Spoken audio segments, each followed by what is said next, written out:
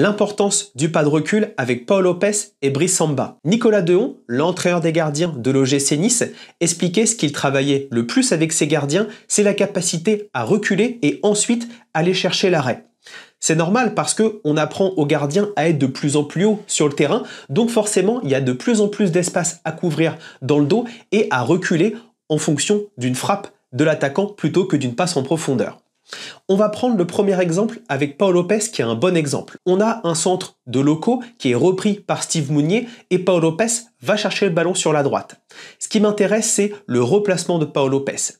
Il est face à Bradley Loco au départ. Au moment du centre, il se décale un petit peu vers Steve Mounier, mais surtout, il effectue un pas de recul avec son pied gauche, environ d'1 mètre, et ça lui permet ensuite de pouvoir pousser sur la droite et même derrière lui. Et en fait, ça lui a permis d'être plus loin du ballon et pouvoir réagir de manière plus prompte.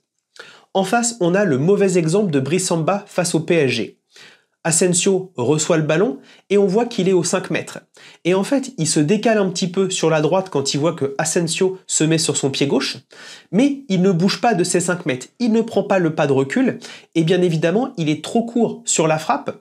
Pourquoi il aurait fallu prendre le pas de recul? Parce que s'il avait pris un pas de recul, je pense qu'il aurait eu le temps de faire un petit pas sur la droite pour pousser encore plus et aller chercher la frappe d'Asensio.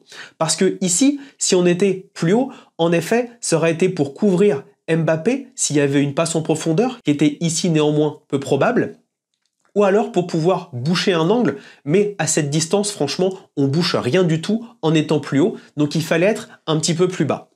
En conclusion, le pas de recul, c'est pas forcément pour se faire lober dans ces deux situations, néanmoins c'est également important, c'est surtout pour gagner en réaction et surtout gagner en temps pour pouvoir faire le bon déplacement sur la droite ou sur la gauche.